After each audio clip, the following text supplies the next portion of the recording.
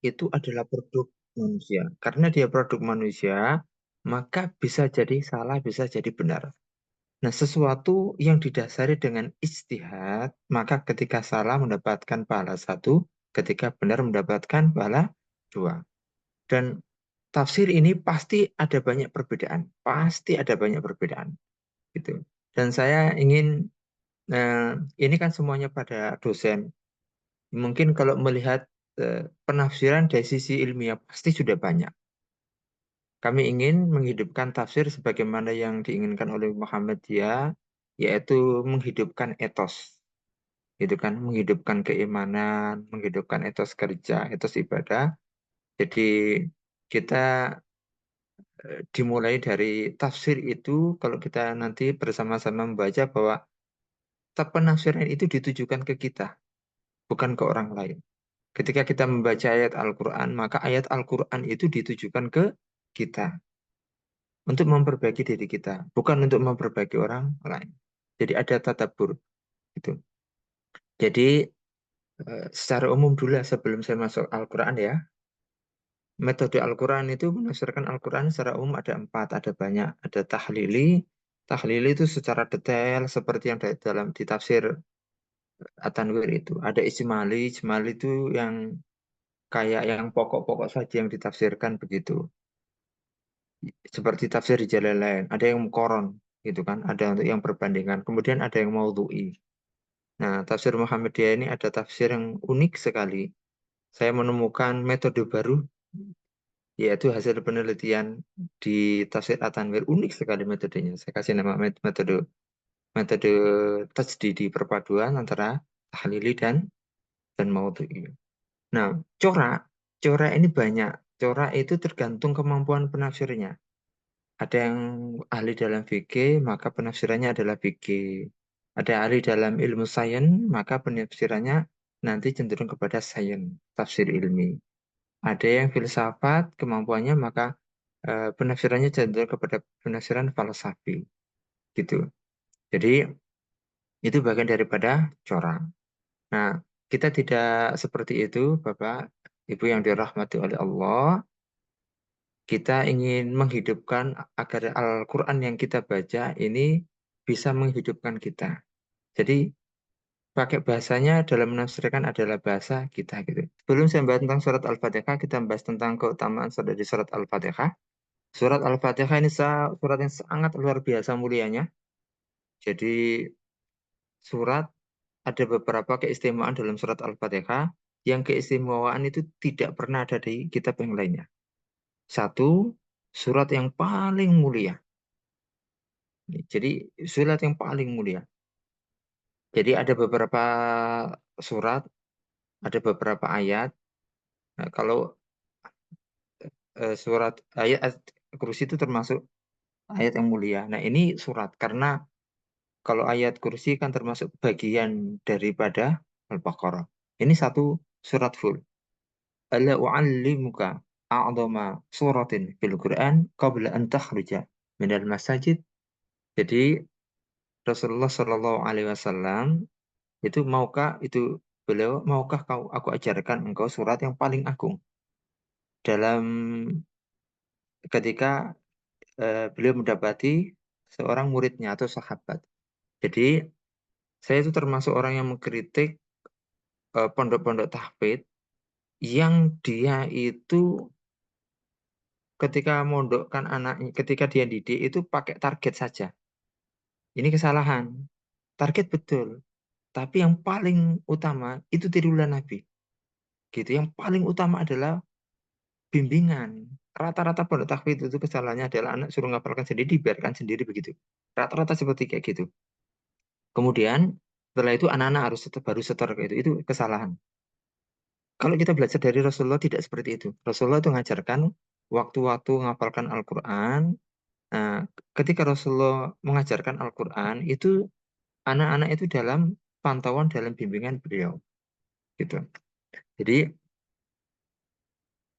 dari Abu Sa'id Ar-Rafi itu bertemu dengan Rasulullah. Saya akan mengajari kamu tentang surat yang paling mulia sebelum engkau keluar dari sini. Kemudian ketika Rasulullah mau keluar itu mungkin Rasulullah lupa gitu, atau Rasulullah memang belum waktunya untuk mengajari. Kemudian beliau berkata, si Abu Sa'id ini, ya Rasulullah, innaka qulta. Engkau tadi berkata, panjenengan kalau bahasa kita ya. Panjenengan tadi berkata, la'allimanaka, la'allimanaka itu bahasa, kalau diterjemahkan bahasa Indonesia itu aku akan mengajari. Tapi itu beda. La'allimanaka itu betul-betul aku akan mengajari kamu. Bahap kemana? Sholat. Ditekan. Kalau bahasa penekanan Al-Quran, bahasa Nabi kalau menekankan sesuatu itu berarti penting sekali. La'allimannaka itu ada takkitnya. Takkitnya itu 2 kali. Itu betul-betul Rasulullah aku betul-betul akan mengajari kamu. Kalau Rasulullah itu sudah mulai dengan takkit penekanan, betul-betul itu berarti ada sesuatu yang sangat penting. Karena yang diajarkan adalah a'dham surah. A'dhamu surah. Surat yang paling mulia. Yaitu Alhamdulillahirabbil alamin hiya sabul masani wal Qur'anil azim alladzi utitu. Jadi yaitu Alhamdulillahirabbil alamin, surat yang paling mulia sampai akhir itu. Dan dia disebut dengan sabul masani, sabul itu 7. Masani itu yang diulang-ulang. Kenapa disebut sabul masani? Karena zaman dahulu ada beberapa penafsiran. Sabul masani 7 yang diulang-ulang itu ada mengatakan satu karena ayat surat Al-Fatihah turun di Makkah dan di Madinah. Sabul masani ada juga mengatakan begini, sebelum diperintahkannya sholat 5 waktu pada tahun 10 Hijriah, sholatnya umat Islam itu hanya 2 rakaat saja. Sholat 2 rakaat itu dilakukan pada sepertiga malam terakhir itu. Jadi sebelum adanya perintah sholat 5 waktu itu, sholat itu cuma 2 rakaat. Nah, dilakukan sepertiga akhir malam, bukan 5 waktu. Makanya dua dua rakaat ini surat Al-Fatihah kan diulang-ulang, maka disebut dengan sab'ul masani. 7 ayat yang diulang-ulang. Dan Al-Quran Al-Azim gitu, yang telah diberikan kepada aku. Jadi Al-Quran itu surat Al-Fatihah itu surat yang sangat mulia. Dan surat Al-Fatihah itu adalah Allah memperkenalkan dirinya itu di Al-Fatihah. Surat yang berisi tentang tauhid, rangkuman Al-Quran. Kalau surat Al-Baqarah awalnya itu adalah Allah memperkenalkan tentang Al-Quran gitu. Selanjutnya yang kedua, jadi ketika kita baca Al-Quran, itu kita baca surat yang paling mulia. Surat yang tidak pernah diturunkan kepada Nabi sebelumnya. Masya Allah. Apa kita nggak bangga ya? Disebutkan dari Rasulullah Sallallahu Alaihi Wasallam, Rasulullah Sallallahu Alaihi Wasallam dari Ibnu Abbas, Bainama Jibril qaidun inda Nabi Sallallahu Alaihi Wasallam, ketika malaikat Jibril duduk di samping Nabi Muhammad Sallallahu Alaihi Wasallam. Jibril itu ketika datang kepada Nabi itu bentuknya beragam. Pertama, bentuk asli. Bentuk asli Jibril itu sampai membuat Nabi Muhammad SAW itu gemetar. Jadi tingginya itu sampai nggak ada batasan. Ujung ufuk itu sampai sampai sampai tingginya sampai Rasulullah nggak tahu saking tingginya. Karena sayapnya Jibril saja itu punya beberapa sayap. Satu sayapnya itu untuk nyengkeram bumi ini hancur itu lebur itu bisa. Gitu. Nah, itu bentuk aslinya. Sampai kemudian Rasulullah gemetar-gemetar yang minta untuk diselimuti itu, atau Rasulullah kadang-kadang menyerupai lelaki yang mukanya itu asing, atau kadang-kadang Rasulullah itu, maaf, malaikat Jibril menyerupai orang yang asing gitu, atau terkadang begini, malaikat Jibril mendatangi Nabi itu dengan rupa dari sahabat yang sangat ganteng namanya Dihya. Dihya seringkali itu Nabi kedatangan Jibril itu menyerupai muka dia. Nah, ketika Jibril duduk bersama Nabi, kok itu inta Rasulullah duduk di samping Nabi Wasallam, sami'a naqidan min fawqi. Jadi Jibril mendengar suara, yaitu suara semacam pintu dibuka di atas kepalanya. Gitu. Kemudian Jibril menengok ke atas. Kemudian Jibril berkata, Farafa'a ra'sahu. Dia mengangkat kepalanya, nengok ke atas, kemudian hadza babun minas sama'i futihal yaum. Ini pintu di langit itu dibuka hari ini. Jadi di langit itu punya pintu. Maka fafutihatis sama'u fakanat abwaba. Wafutihatis sama'u fakanat abwaba. Jadi ketika langit nanti hari kiamat itu dibuka, itu punya pintu. Panjenengan setiap orang, masing-masing orang itu punya dua pintu. Satu pintu turunnya rezeki, dua pintu amal perbuatan naik. Itu semua orang punya pintu. Nah, ini ada khusus pintu. Dan pintu ini selama seumur hidupnya, selama-lamanya belum pernah dibuka. Dibukanya hanya ini. Sampai Jibril itu kemudian mendongakkan kepalanya, mengangkat kepalanya, melihat ke langit itu. Gitu. Lam yuftah qattun ilal yaum.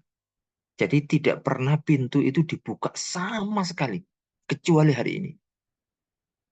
فنزل منه ملك فقال هذا ملك نزل إلى الأرض لم ينزل قط إلا اليوم.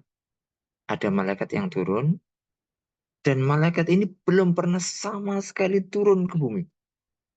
Malaikat ini sama sekali belum pernah turun ke bumi. Kemudian faqala absir binuraini.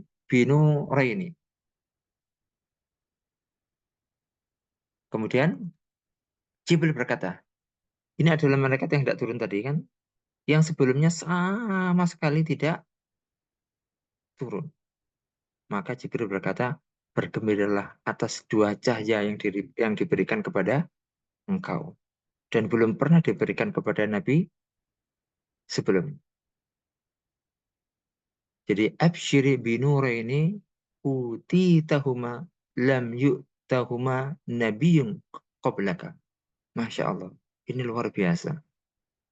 Bergembiralah kalian dengan dua cahaya yang sama sekali belum pernah nabi di atasnya tuh, nggak ada yang namanya nabi itu dikasih ini tuh nggak ada. Jadi belum ada nabi dikasih ini. Apa itu? Yaitu Fatihatul Kitab, surat Al-Fatihah. Wa khawatim surah Al-Baqarah. Dan terakhir dari surat Al-Baqarah. Terakhir itu.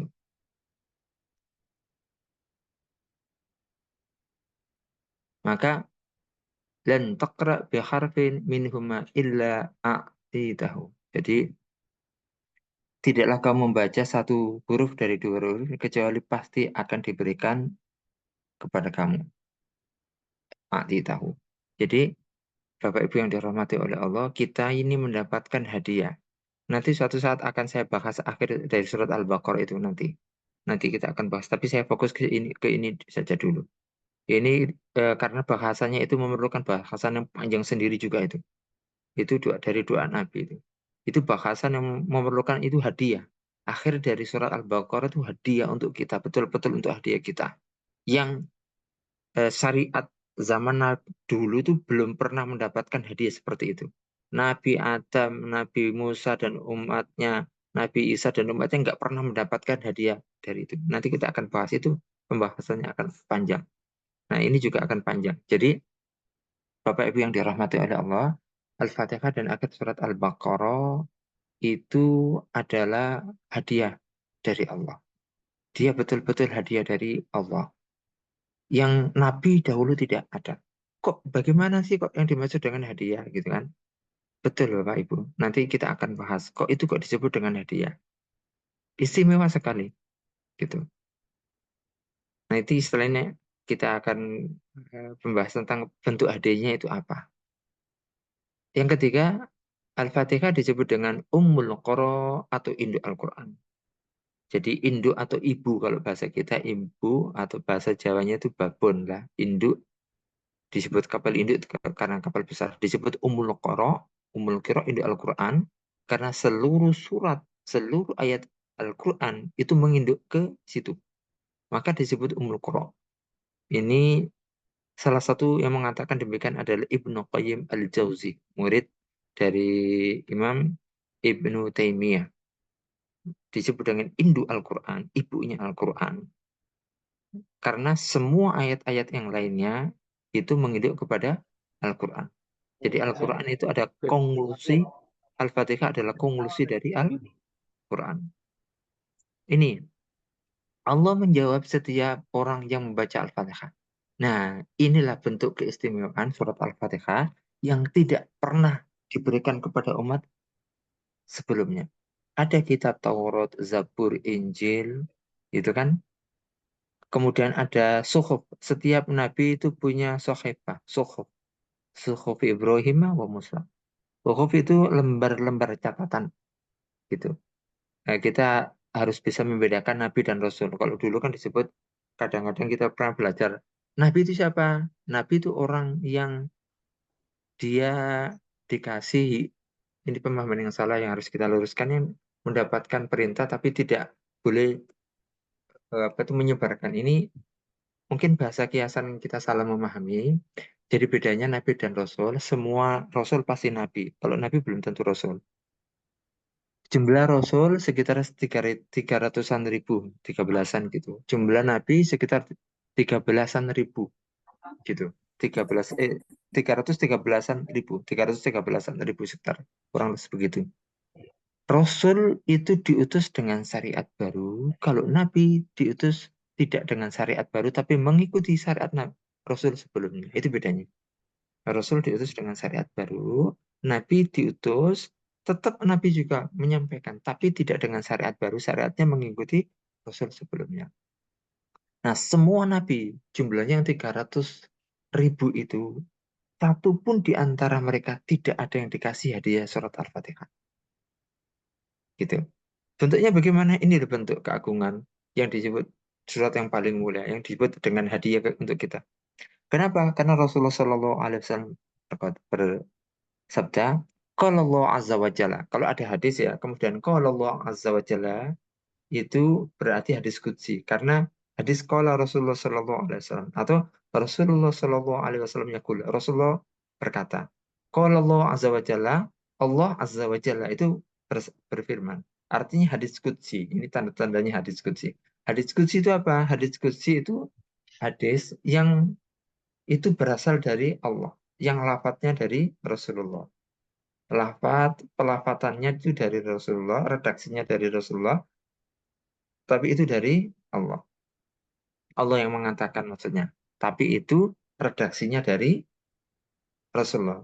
Kalau beda Al-Quran, Al-Quran itu 100% semuanya dari Allah, redaksinya dari Allah, semuanya dari Allah. Perkataan Allah dan redaksinya dari Allah. Kalau membaca Al-Quran, membacanya saja, belum tadabbur, belum belajar tafsir seperti ini, itu dapat pahala. Apalagi mentadaburinya. Kalau hadis qudsi, membaca saja nggak dapat pahala, kecuali mempelajarinya. Qasamtu sholata baini wa baina abdi. Masya Allah. Aku membagi sholat antara aku dan hambaku. Masya Allah. Ini yang membagi Allah loh ya. Bukan kita. Jadi aku membagi sholat antara hambaku. Gitu. Dan aku. Dan bagi hambaku. Wali abdi masalah. Masya Allah indah sekali. Panjenengan kalau doanya belum dikabulkan oleh Allah, ingat surat ini. Masya Allah. Wali abdi masalah. Dan bagi hambaku, apa yang dimohon, maksudnya akan aku kasih kalau yang dimohon itu. Wa idza qala al-abd, kalau ada hamba yang berkata, Alhamdulillahi Rabbil Alamin. Kalau ada yang berkata, ada yang membaca dalam salatnya itu, Alhamdulillahi Rabbil Alamin. Maka, kalau Allah Azza wa Jalla, Allah berfirman, Allah menjawab, Hamidani abdi. Itu Allah menjawab, hambaku telah memujiku. Jadi setiap orang yang membaca Al-Fatihah itu dijawab oleh Allah. Kita nggak perlu kemudian tanya, kan sholatnya kan banyak dia. Itu kan kalau sholat di masjid UMS saja itu kan masjidnya ada berapa itu kan. Sholatnya bareng bagaimana cara Allah menjawab. Kaifiyah itu haram untuk ditanyakan. Bid'ah untuk ditanyakan. Karena Allah adalah sakamisli syai'un. Allah tidak seperti kita. Itu kan. Nggak perlu ditanya. Itu. Yang penting keimanan, yang penting kita mengimani. Gitu. Jadi ketika kita baca Alhamdulillahirabbil alamin, Allah itu menjawab hamidani abdi.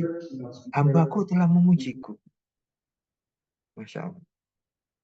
Kemudian ketika kita membaca Ar-Rahmanir Rahim, roknya tebal ini kan, Ar-Rahmanir Rahim, qala Allah Azza wa Jalla, Allah menjawab lagi, Asna alayya abdi. Gitu. Maka Allah menjawab, hambaku telah memujiku. Asna alayya abdi. Hambaku telah memujiku. Kemudian ketika kita membaca Maliki Yaumiddin, itu Allah berfirman, Majaddani abdi. Hambaku telah memuliakan aku. Dalam kiroah asar itu kebanyakan rata-rata membaca Maliki, bukan Maliki. Yang baca Maliki panjang itu bacaannya Kisai sama Asim. Rata-rata semuanya adalah Maliki. Dan Maliki itu lebih kuat bacaannya daripada Maliki. Cuman karena kita kiroah Asim, riwayatnya Hafiz, maka kita bacanya adalah Maliki. Saya kalau sholat sunnah, itu bacanya pasti Maliki. Karena Malik itu artinya adalah uh, raja. Kalau Malik itu yang menguasai, yang memiliki. Perbedaannya tidak signifikan karena Al-Malik huwa Al-Malik huwa Malik, huwa Malik huwa Malik, gitu kan ya. Orang yang jadi raja, seandainya di dunia itu kan ada, ketika ada seorang raja itu kan berarti dia penguasa. Sama dengan Allah. Allah itu raja di hari pembalasan. Maka Allah yang menguasai itu. Gitu. Sama juga Allah yang menguasai hari pembalasan, maka Allah juga rajanya. Itu perbedaannya. Jadi ketika kita baca Maliki Yaumiddin, Allah menjawab Majaddani abdi. Allah telah memuliakanku. Maaf, hambaku telah memuliakanku. Makanya ketika kita baca surat Al-Fatihah, itu sunnahnya itu dibacanya per ayat. Jangan baca sampai baca kayak gini. Alhamdulillah normal normal dia karena saya karena saya nggak ada tuntunannya sama sekali. Bacanya itu per wakaf berhenti. Alhamdulillahirabbil alamin berhenti. Ar-Rahmanir-Rahim berhenti. Kenapa? Seperti itu. Itu yang diajarkan oleh Rasulullah seperti itu. Dan berhenti setiap wakaf karena Allah menjawab Fatihah kita. Ketika kita membaca Iyyaka na'budu wa iyyaka nasta'in, hanya kepada Engkau kami menyembah dan hanya kepada Engkau kami mohon pertolongan, itu Allah menjawab Hadza baini wa baina abdi. Masya Allah. Oleh abdi masalah. Apa enggak enak kita? Ini urusanku antara aku dan hambaku. Artinya apa? Enggak ada perantara. Antara Allah dan kita itu sama sekali enggak ada perantara. Ini urusanku antara aku, baini, antara aku dan hambaku. Masya Allah. Maka ketika kita ditanya, ketika ingin kita meragukan, atau ketika kita mungkin yang namanya orang itu kan, ada faktor zaman ketika keimanan kita lagi goyah, ketahuilah bahwa Allah itu dekat. Mawadda'aka rabbuka wa ma qala. Allah tidak akan pernah meninggalkan kamu. Gitu kan? Enggak akan pernah. Ketika kita baca iyyaka na'budu wa iyyaka nasta'in, hadza baini. Ini adalah antara aku. Urusanku dengan hambaku ini. Artinya kita nggak ada perantara. Wali abdi masalah. Dan bagi hambaku, apa yang dia minta. Kadang-kadang kita ini kalau dekat dengan pemimpin, itu kita ngerasa bangga. Dekat dengan orang penting itu kita ngerasa bangga. Nah, kita nggak ngerasa bangga kalau dekat dengan Allah, ya kan? Gitu. Jadi, senampang kita ini masih dikasih nikmat sholat, maka berbahagialah Bapak Ibu, gitu. Berbahagialah, gitu kan? Itu ada orang kok nggak sholat, nggak apa-apa, tapi kok dikasih rezeki, ya memang jatah seluruhnya itu dia dikasihkan di dunia, di akhirat dia nggak dapat apa-apa. Seperti itu. Ihdinas shiratal mustaqim, shiratal ladzina an'amta 'alaihim ghairil maghdubi alaihim waladdallin. Tunjukkanlah kami jalan yang lurus. Nanti ada penafsirannya. Ini keutamaan, baru keutamaan. Apa itu jalannya lurus? Yaitu jalan orang-orang yang telah engkau beri nikmat dan bukan jalan yang sesat. Hadza li abdi wa li abdi masalah. Iki loh, iki loh kalau bahasa Jawa ya. Ini loh yang diminta oleh hambaku. Dan kalau permintaannya seperti ini, akan aku kabulkan, akan aku kasih. Jadi nggak ada perantara sama sekali antara kita dengan Allah. Apa nggak bangga? Kalau dalam agama lain itu ketika beribadah itu ada. Ketika taubat itu harus penebusan dosa, membayar sekian. Ya Allah, kita nggak usah nebus dosa sama Allah. Kita cukup istighfar mengakui kesalahan kita. Gitu. Jangan sampai menentang Allah. Menentang Allah itu apa? Allah sudah tutup aib kita, kesalahan kita, kemudian kita sebarkan. Di saat Allah sudah menutup dosa-dosa kita, kemudian kita sebarkan. Nggak boleh. Ada orang bilang, Ustadz berarti sok suci. Bukan begitu. Sok suci bukan berarti seperti itu. Ketika Allah sudah nutup aib kita, jangan diceritakan ke orang lain. Ini kadang-kadang orang tua atau guru meracuni murid atau anaknya. Jangan seperti saya contohnya. Ada seorang guru atau orang tua, jangan seperti saya. Dulu saya tuh ketika kecil nakal, dulu ketika remaja nakal, nggak perlu diceritakan. Nggak ada yang namanya pendidikan seperti itu. Nggak ada. Gitu. Jadi jangan menentang Allah. Ketika Allah sudah menutup aib, jangan pernah dibongkar. Gitu. Kenapa? Seolah-olah kita nggak menghargai Allah. Seperti itu. Itu bukan ini bukan perkara suci atau tidak. Jangan meracuni seseorang. Anak atau kita sebagai seorang dosen ya, jangan sampai kemudian jangan ikuti saya dulu nakal. Gitu. Yang namanya anak, itu nanti pikiran kayak gitu itu akan masuk. Ah, Pak dosen dulu kan gini kan pernah kayak gini. Berarti kita kayak gini nggak apa-apa, jangan. Gitu. Ini bukan perkara sok suci atau tidak. Tapi hargailah Allah yang telah menutup aib dan kekurangan kita. Jangan kita bongkar. Gitu. Maka ketika aib itu sudah dibongkar, itu yang menyebabkan kemudian maaf Allah itu tidak ada. Seperti itu. Kemudian selanjutnya eh,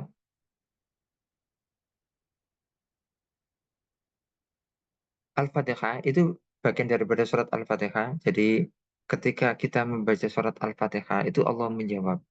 Makanya itu disebut sebagai hadiah dalam Al-Quran yang hanya diperuntukkan kepada umat Nabi Muhammad. Al-Fatihah tidak pernah dikasih ke umat yang lainnya. Tidak pernah. Itu hanya kepada kita. Makanya ketika kita membaca surat Al-Fatihah itu ada dialog kita dengan Allah. Maka ketika membaca Al-Fatihah jangan pelan, jangan cepat-cepat. Kenapa? Biarkan itu dialog. Kita dialog dengan Allah. Gitu. Dan itu terasa. Gitu. Makanya Bapak Ibu yang dirahmati oleh Allah, usahakan kita paham makna surat Al-Fatihah. Kalau kita paham makna surat Al-Fatihah itu, kita ngerasa tuh tenang. Kenapa? Kita sedang diskusi dengan Allah. Ihdinas siratal mustaqim.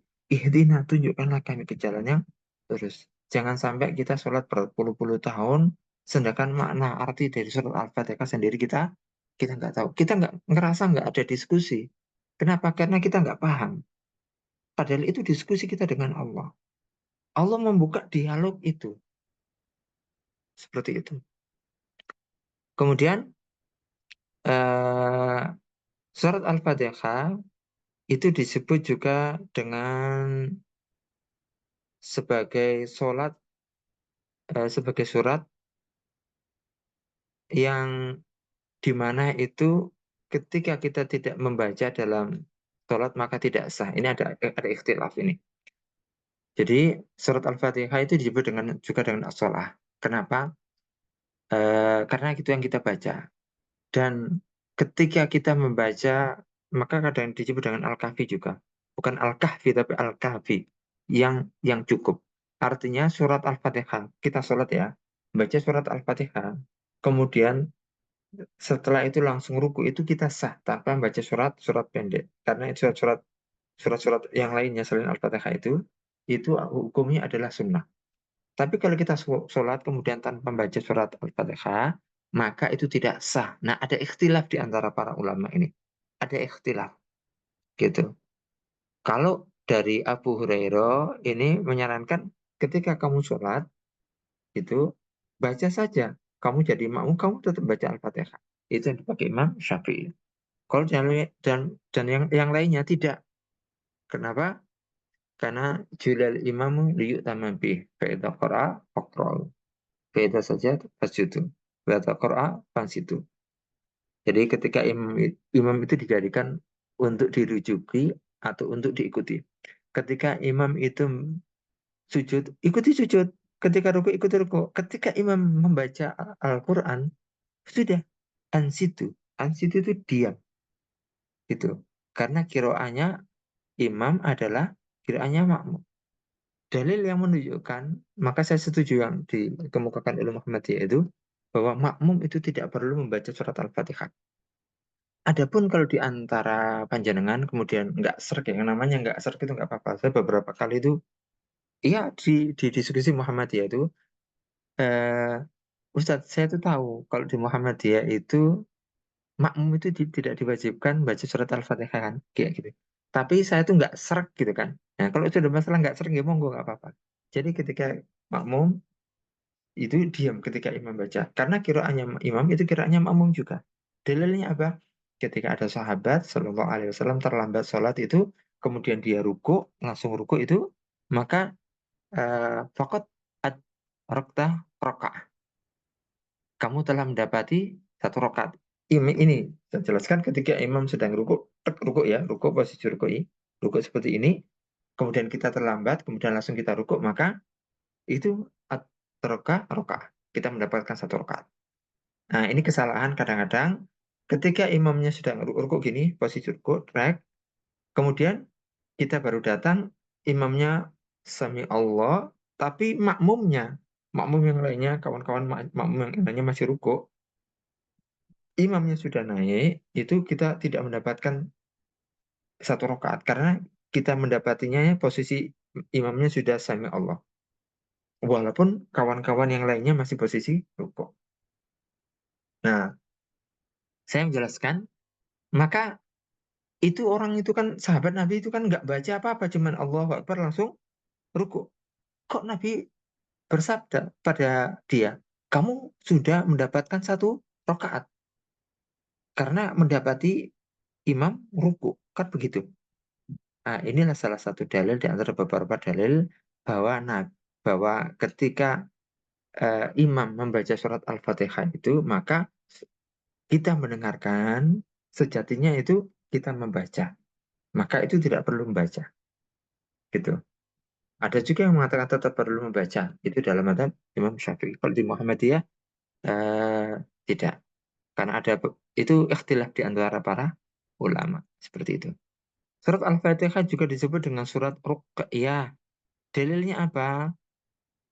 Dalilnya adalah ketika Abu Sa'id Al-Khudri itu kan, itu berkata bahwa dahulu itu ada orang dalam perjalanan di suatu kampung Arab.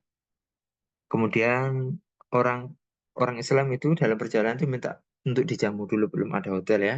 Namun penduduk tadi nggak mau menjamu gitu.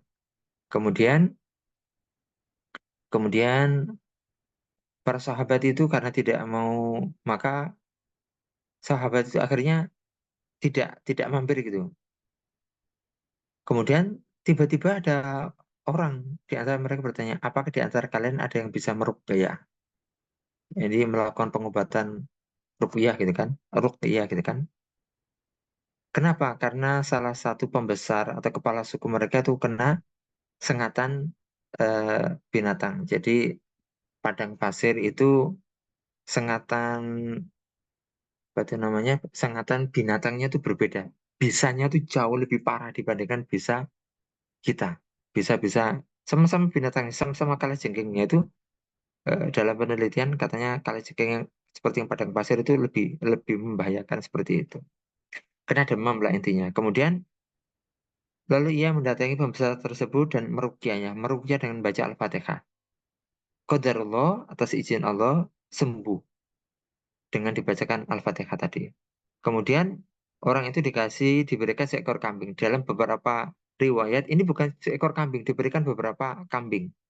Gitu. Orang Arab itu kalau punya kambing itu bukan ukurannya jumlahnya berapa. Tapi kambing itu antara bukit ini sampai bukit ini. Kambingnya tuh kayak gitu.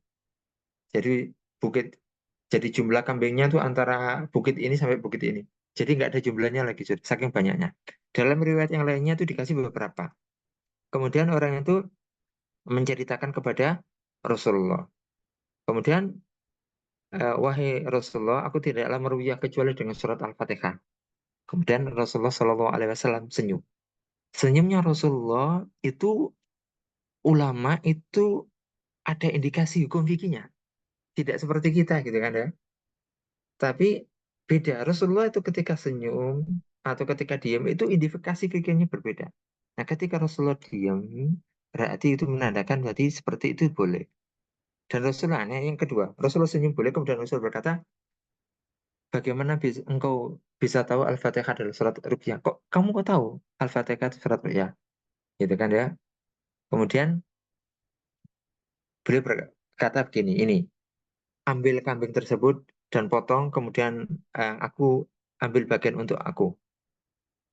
Jadi intinya begini, Rasulullah mintanya Rasulullah itu ada hukum fikihnya juga. Artinya itu halalan thayyibah. Karena ketika Rasulullah tahu kemudian Rasulullah nggak minta, itu hukum fikihnya beda dengan Rasulullah kemudian ayo makan bareng dengan saya, potongkan untukku itu kan beda dengan Rasulullah ketika seandainya Rasulullah tidak makan itu beda gitu. Maka ketika ada hadis kata bersama Rasulullah diem, maaf Rasulullah tersenyum itu beda.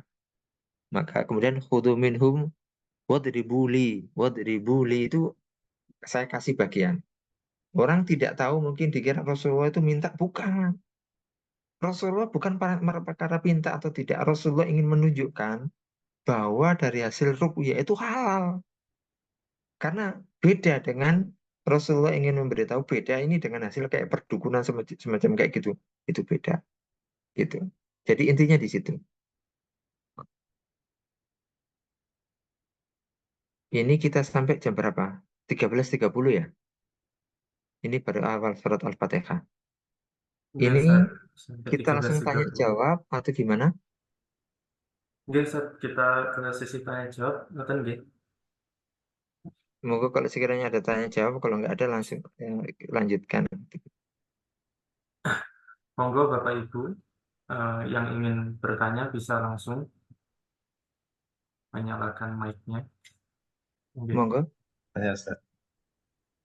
Ustaz Ahmad, manajemen. Monggo. Mau bertanya Ustaz, tadi Monggo. saya diajak ngomong-ngomong dengan staf sebentar sehingga ada sedikit pada saat imam sudah sami Allahu liman hamidah, Mm-mm. terus kita yang menyusul tadi loh Ustaz, kok Oke. tidak sempat membaca Al-Fatihah, nggak sempat baca apa-apa, kok dapat pahala. Alasannya kenapa itu saya tadi jalan Ustaz. Apa Oh ya gini. Ustaz? Karena selama Oke. ini saya tidak berani kalau tidak membaca apa-apa ya tetap saya hitung kurang satu gitu. Ah, gitu. Ya, gitu. Ini di balik itu ada cerita lucu ini, Pak. Jadi, kedua orang sahabat ini, ketika dua orang sahabat, Bapak Ibu, sahabat Nabi itu ada yang pinter, ada yang biasa. Tapi semua kulo sahabat itu siko. Siko itu terpercaya. Akhlaknya baik, orangnya tidak bohong. Jujur itu semua sahabat gitu. Tapi kepandaian kecerdasan itu berbeda-beda. Kelasnya Abu Bakar itu, Umar itu kan nggak akan sama kecerdasannya dengan Bilal. Tapi kalau akhlaknya semuanya bagus. Ada dua sahabat ketika terlambat sholat. Ini cerita lucu pembelajaran bagi kita. Satunya ketika terlambat itu, satunya itu gini. Posisi imam sedang ruku. Dia di depan masjid, Masjid Nabawi yang zaman dahulu. Yang masjid zaman dahulu itu kurang lebih raudhah kalau ada yang sudah pernah umroh. Jadi kecil nggak banyak. Raudhah itu saja. Nah, ketika imam sedang ruku, Nabi sedang ruku. Ini bedanya Nabi dengan kita. Nabi itu kalau jadi imam itu mengetahui kelakuan umatnya itu tahu. Karena nanti kalau mengoreksi kalau umatnya itu salah. Ketika sedang ruku gini, itu sahabatnya itu di depan pintu. Itu ruku, posisi ruku sambil jalan, Bapak. Posisi rukuknya sambil jalan. Rukuknya itu sambil jalan. Jadi rukuknya itu di pintu gini sambil jalan. Sakit Sambil sudut gitu. jalan, sambil jalan, langsung gabung. Nah, ketika langsung gabung dengan Nabi, itu dia mendapatinya Nabi dalam posisi ruku. Itu di sekarang. Coba kalau Masjid Nabawi dulu yang cuma raudhah kecil ya. Coba itu kalau dipraktekkan Masjid Nabawi yang posisi yang sekarang. Posisi kita gitu kan, yang sudah pernah umrah atau haji tahu betapa luasnya itu. Nah, posisi dia ruku begini Bapak Ibu, dia jalan tuh sambil ruku. Sambil ruku jalannya kayak gitu. Setelah itu sholat, dia dipanggil. Dipanggil oleh Nabi. Orang kalau dipanggil Nabi sudah deg-degan. Hadisnya panjang. Tapi dia kayak gini. Saya ketika dipanggil Nabi itu deg-degan. Tapi nggak ada orang yang bahasanya sehalus Nabi. Nggak ada orang yang kalau menghargai orang berbicara itu seperti Nabi. Apa yang dikatakan Nabi? Yang dikatakan Nabi pertama adalah faqad adrakta rakaat. Jadi kamu telah mendapati satu rakaat. Dipuji dulu sama Nabi. Jadi kamu Allah Akbar tadi ketika Rasulullah posisinya ruku kemudian dia Allah Akbar langsung ruku itu Nabi mengatakan kamu sudah dapat satu rakaat. Itu betul. Yang salah tadi adalah ketika rukuknya di jalan. Nah itu Nabi. Ini kalau dalam metode pengajaran Nabi ta'lim ta'alim itu atau Rasul al-Mu'alim Nabi sebagai pengajar itu ketika kita mendapati kesalahan seseorang itu kita puji dulu. Kelebihannya kita puji, barusan kemudian kita, oh ini letaknya salahnya di sini. Dia dipanggil Nabi itu sudah mengira saya tuh sudah siap seandainya Nabi itu mukul saya. Kayak gitu dia. Tapi ternyata dia tidak dipukul Nabi dan dia senang luar biasa dengan itu. Seperti itu Bapak Ibu. Jadi agama itu gampang. Saya senang dengan konsep yang dibawakan oleh Muhammadiyah dan ini bukan Muhammadiyah membawa ajaran baru tidak. Ini risalah yang dipakai oleh Muhammadiyah bahwa agama itu mudah. Agama itu mudah gitu. Sampai saya itu termasuk orang yang kenapa orang kalau haji itu kan kok mikotnya itu kok harus di pesawat. Agama itu nggak sesulit itu gitu kan ya. Agama itu nggak sesulit itu. Sebenarnya Kemenak juga kayak gitu. Tapi kemudian ada orang yang nggak serg gitu loh. Nah kalau sudah nggak serg kan ukurannya lain kan ya. Gitu. Seperti itu Bapak Ibu. Saya termasuk menyukai dari apa yang dibawakan oleh Rasulullah dan itu disampaikan juga oleh Ibnu Abbas bahwa agama itu mudah. Agama itu membawa kemudahan. Agama itu tidak mempersulit. Tapi memang ada beberapa orang itu memang yang dalam artian tuh hati-hati ikhtiyaton gitu loh. Saya yakin ijtihad semuanya ulama itu sama. Tapi yang membedakan itu ada yang ikhtiyaton, hati-hati, ada yang nabinya seperti ini ya, seperti ini saja kayak gitu. Insya Allah ada kemudahan gitu. Baik, terima kasih Ustaz. Ini ada tanya. Iya, Ustaz. Ini Ustaz mau bertanya secara tafsir mengapa Al-Fatihah disebut Ummul Kitab gitu kan? Oh tadi disebut Ummul Kitab karena sebagai induk. Induk. Jadi Ummul Kitab kalau bahasa kita adalah resume. Panjenengan kalau melihat buku, saya ingin tanya, Al-Fatihah itu termasuk juz berapa Bapak Ibu? di satu, Ustaz. Enggak, juz pertama Alif Lam Mim Zalikal Kitab mulainya. Al-Fatihah tidak ada. Maka panjenengan kalau melihat undang-undang dasar ya, panjenengan kalau melihat buku, buku itu pasti ada pembukaannya. Nah, metode penulisan buku ada pembukaannya seperti itu, ada mukadimah, pembukaan, itu ngambil dari Al-Quran. Itu tradisi umat Islam. Kayak undang-undang itu kan ada preambul atau pembukaan kan? Nah, pembukaan yang dalam undang-undang itu rangkuman dari semuanya. Dan tradisi penulisan seperti ini itu adalah dari Al-Fatihah, dari Al-Quran. Al-Quran itu kesimpulan. Makanya panjenengan kalau nulis artikel itu kan ada semacam abstrak kan? Abstrak kan kurang lebih dari rangkuman yang panjenengan. Jadi Al-Quran itu kurang lebih seperti itu. Al-Quran itu Al-Fatihah itu adalah rangkuman dari Al-Quran seperti itu. Maka disebut dengan umul kitab, umul Qur'an. Ada Qur'an, ada Quran, ada yang bacanya Quran, ada yang baca Quran. Ada lagi pertanyaan? Izin. Ustaz, mungkin saya, Ustaz. Monggo. Ini, Ustaz. Tadi terkait Al-Fatihah itu kan cukup gitu nih. Oke. Dengan membaca surah Al-Fatihah itu sudah cukup, ngoten nih. Nggih. Leres. Nah, kalau misalkan imam itu hanya membaca surah Al-Fatihah saja di sholat-sholat yang bacaannya itu dikeraskan, itu apa cukup juga, Ustaz? Jadi Al-Fatihah disebut Al-Kahfi. Kalau secara hukum fikihnya iya. Oke, udah sah. Tetapi secara adabnya, kalau bahasa kita adabnya tuh nggak sempurna. Sah dia, tapi nggak sempurna. Jadi Al-Fatihah disebut dengan Al-Kahfi. Jadi yang cukup kafi, cukup. Jadi kita sholat cuma baca Al-Fatihah saja, itu sudah cukup.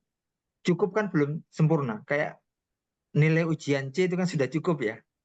Nah gitu. Tapi secara adab, sholat itu kan ada tuntunan syariahnya, tuntunan adabnya juga kan ya. Tuntunan adabnya itu seperti lata bruk. Kalau ruku itu jangan bruk gitu kan. Jangan sampai ada suara bruk gitu kan. Itu bagian daripada adab. Jadi boleh gitu. Tapi yo kalau jadi imam seperti itu yo, yo orang wangun loh. Sanyasa.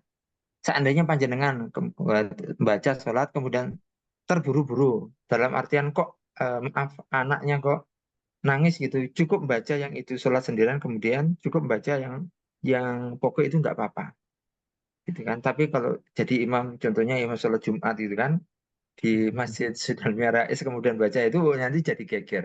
Ya kita mengikuti kelaziman. Cukup bukan berarti harus seperti itu. Cukup itu batas minimal. Seperti itu. Jadi, Ustaz, matur nuwun. Ya, mungkin kita cukupkan, Ustaz, karena Oke, waktunya juga pas sudah kita tutup. habis. Bapak Ibu yang dirahmati oleh Allah, terima kasih. Ini baru permulaan. Mudah-mudahan Allah mempermudah urusan kita. Mohon maaf bila ada kesalahan dan kekurangan. Semoga kita semuanya mendapatkan petunjuk dan kita termasuk orang-orang yang mendapatkan siratal ladzina an'amta 'alaihim ghairil maghdubi 'alaihim. Amin. Assalamualaikum warahmatullahi wabarakatuh. Waalaikumsalam.